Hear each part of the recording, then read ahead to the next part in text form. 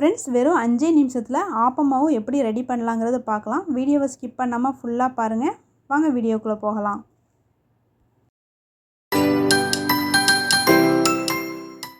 First இது செய்கிறதுக்கு 200 gram அளவுக்கு அரிசி மாவு எடுத்து வச்சுக்கோங்க. நெக்ஸ்ட்டு ஒரு மிக்ஸி ஜார் எடுத்துக்கோங்க. மிக்ஸி ஜாரில் இந்த அரிசி மாவை சேர்த்துக்கலாம்.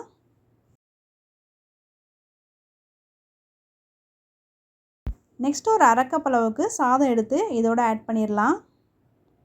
சாதம் வந்து ரொம்ப ஜாஸ்தியாக சேர்த்திங்க அப்படின்னா பிசு பிசுன்னு ஓட்டும். அதனால் அரை கப் அளவுக்கு நீங்கள் எடுத்துக்கோங்க.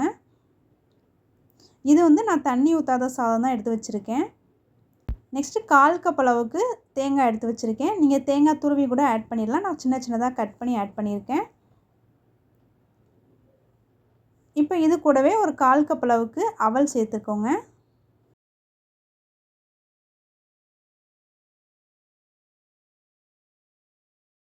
நெக்ஸ்ட்டு இதுக்கு தேவையான அளவுக்கு கொஞ்சமாக உப்பு சேர்த்துக்கலாம்.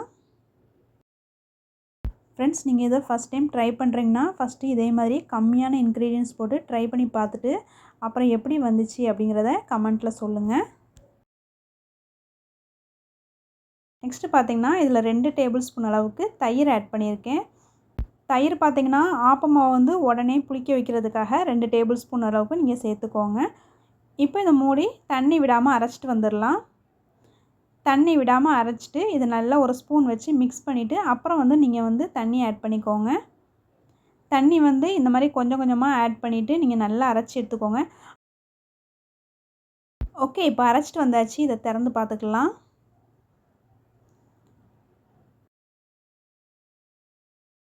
இதை ஸ்பூனை வச்சு மிக்ஸ் பண்ணி பார்த்துக்கோங்க. ஏன்னா பார்த்திங்கன்னா தேங்காய்லாம் சில சமயத்தில் அரையாமல் இருக்கும். அதனால் லேசாக மிக்ஸ் பண்ணி பார்த்துட்டு இது ரொம்ப திக்காக இருந்துச்சுன்னா இன்னும் கொஞ்சம் தண்ணி ஆட் பண்ணிவிட்டு நல்லா ஃபைனாக அரைச்சி எடுத்துக்கோங்க. சில சமயத்தில் மிக்ஸி ஜாரில் தேங்காய் அரையாமல் அப்படி அப்படியே அங்கங்கே இருக்கும். ஸோ பார்த்திங்கன்னா நீங்கள் தேங்காய் நீங்கள் அடியில் ஃபஸ்ட்டு சேர்த்துட்டு அதுக்கு மேலே கூட நீங்கள் மாவு அப்புறம் அவல் எல்லாமே ஆட் பண்ணிவிட்டு அதுக்கு மேலே நீங்கள் அரைக்க ஆரம்பிச்சிங்க அப்படின்னா ரொம்ப ஃபைனாக நல்லா அரைஞ்சிரும். நான் பார்த்திங்கன்னா அரிசி மாவு அதுக்கு மேலே சாதம் ஆட் பண்ணிவிட்டு அப்புறம் தான் தேங்காய் ஆட் பண்ணியிருந்தேன். என்னோடய மிக்ஸி ஜாரில் ரொம்ப ஈஸியாக அரைஞ்சிரும். அதனால் நான் அப்படியே சேர்த்துக்கிட்டேன். சப்போஸ் உங்களுக்கு அப்படியே அரைக்க மாட்டேக்கு அப்படின்னா நீங்கள் ஃபஸ்ட்டே தேங்காவை ஆட் பண்ணிவிட்டு லேசாக தண்ணி விட்டு நல்லா அரைச்சிட்டு அதுக்கு பிறகு நான் சொன்ன இன்க்ரீடியன்ட்ஸ் எல்லாமே அதில் ஆட் பண்ணி நீங்கள் அரைச்சி எடுத்துக்கோங்க. இப்போ பார்த்திங்கன்னா நான் எல்லாமே தண்ணி எல்லாமே ஆட் பண்ணிவிட்டு நான் இதை அரைச்சி எடுத்துட்டேன். நம்ம வழக்கமாக அரிசி ஊற வச்சு மாவு நல்லா ஃபைனாக அரைச்சி எடுப்போம்ல, அந்த ஸ்டேஜுக்கு நான் நல்லா அரைச்சி எடுத்து வச்சுருக்கேன். இப்போது ஒரு பவுல் எடுத்து வச்சுக்கோங்க. இப்போ இந்த பவுலில் நம்ம அரைச்சி வச்சுருந்த பேட்டரை இதோடய ஆட் பண்ணிக்கலாம். மிக்ஸி ஜாரில் மாவு அங்கங்கே ஒட்டியிருக்கும். அதுலேயும் லேசாக தண்ணி கலந்து இந்த மாவோடய ஆட் பண்ணிக்கலாம். ஃப்ரெண்ட்ஸ், பார்த்திங்கன்னா நம்ம வழக்கமாக பச்சரிசியை 2 மணி நேரம் ஊற வச்சுட்டு அதுக்கு பிறகு அரைச்சி அதுக்கு பிறகு ஒரு 7 மணி நேரம் 8 மணி நேரம் புளிக்க வச்சு அதுக்கு பிறகு தான் மறுநாள் தான் நம்ம ஆப்பம் செஞ்சே சாப்பிடுவோம். இந்த மாதிரி நீங்கள் ஒரு ட்ரிப் நீங்கள் ட்ரை பண்ணி பாருங்கள். ட்ரை பண்ணி பார்த்துட்டு உங்களுக்கு ஆப்பம் எப்படி வந்துச்சு, சாஃப்டாக வந்துச்சா என்னன்ட்டு இந்த கமெண்ட்டில் சொல்லுங்கள். நீங்கள் பார்த்திங்கன்னா ரைஸ் ஜாஸ்தியாக சேர்த்திங்க அப்படின்னா ஆப்பம் பிசு பிசுப்பாக இருக்கும். ரைஸ் ஜாஸ்தியாக சேர்க்காமல் கம்மியாக சேர்த்து நீங்கள் செஞ்சு பாருங்கள். ரொம்ப அட்டகாசமாக இருக்கும். இப்போ இதில் பவுலில் ஆட் பண்ணிவிட்டு கொஞ்சமாக தேவையான அளவுக்கு, ரொம்ப திக்காக இருந்துச்சுன்னா கொஞ்சமாக தண்ணி ஆட் பண்ணிவிட்டு நல்லா மிக்ஸ் பண்ணி வச்சுக்கோங்க. இதை பார்த்திங்கன்னா ஒரு 3/4 மணி நேரத்துலேருந்து 1 மணி நேரம் வரைக்கும் புளிக்க விட்டுடலாம். நல்ல வெயில் அடிச்சுது அப்படின்னா சீக்கிரமாகவே புளிச்சிடும். 1/2 அன் ஹவர்லேயே புளிச்சிடும். பேட்டர் அதிகபட்சமாக புளிக்க வைக்கிறதுக்கு 1 ஹவர் தான் ஆகும். ஸோ பார்த்திங்கன்னா கிளைமேட் ரொம்ப சில்லுன்னு இருந்தால் மட்டும் உங்களுக்கு எக்ஸ்ட்ரா டைம் எடுக்கும். இல்லைன்னா பார்த்திங்கன்னா 1 ஹவர்லேயே புளிச்சிரும். ஏன்னா தயிர் சேர்த்துருக்கோம்ல, அதனால் சீக்கிரமாகவே புளிச்சிரும். ஆப்பமாவு நல்லா புளிச்சிட்டு அப்படின்னா அங்கங்கே பபுள் நிற்கும். அந்த ஸ்டேஜில் நீங்கள் ஆப்பம் சுட ஆரம்பிச்சிடலாம். இன்றைக்கி எனக்கு ஆப்பமாவு புளிக்க வைக்கிறதுக்கு 1 மணி நேரம் தான் ஆச்சு. ஸோ பார்த்திங்கன்னா அந்தந்த கிளைமேட்டுக்கு ஏற்ற மாதிரி சீக்கிரம் புளிக்கும். நம்ம தயிர் சேர்த்துருக்கிறதுனால சீக்கிரமாகவே புளிச்சிரும். ரொம்ப லேட்டாக அதிகபட்சமாக 1 ஹவர் தான் ஆகும். அதுக்கு மேலே ஆகாது. இதில் பார்த்திங்கன்னா 1/4 டீஸ்பூனுக்கும் கம்மியாக ஆப்ப சோடா ஆட் பண்ணியிருக்கேன். ஆப்ப சோடா ஆட் பண்ணிவிட்டு கொஞ்சமாக 1/4 டம்ளர் அளவுக்கு தண்ணி விட்டுட்டு இதை நல்லா மிக்ஸ் பண்ணிக்கோங்க. தோசை மாவு பதத்தை விட கொஞ்சம் தண்ணியாக இருக்கணும். அந்த அளவுக்கு நல்லா மிக்ஸ் பண்ணிக்கோங்க.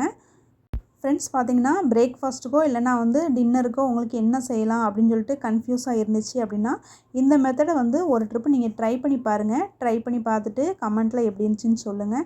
இது நிஜமாகவே ரொம்ப நல்லாயிருக்கும். ட்ரை பண்ணி பாருங்கள் ஃப்ரெண்ட்ஸ். ஓகே, இப்போ தோசை ஊற்ற ஆரம்பிச்சிடலாம். ஸ்டவ் ஆன் பண்ணிவிட்டு தோசைக்கல்லை ஸ்டவ்வில் வச்சுக்கோங்க. உங்கள்கிட்ட வந்து ஆப்பச்சட்டி இருந்துச்சுன்னா நீங்கள் ஆப்பச்சட்டிலேயே தாராளமாக ட்ரை பண்ணலாம்.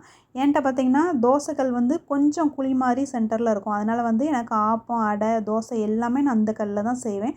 ஸோ பார்த்திங்கன்னா எனக்கு இந்த கல் ஆப்பம் சுடுறதுக்கு கரெக்டாக இருக்கும். அதனால் வந்து நான் வந்து இந்த கல்லையே நான் வந்து செய்ய ஆரம்பிக்கிறேன்.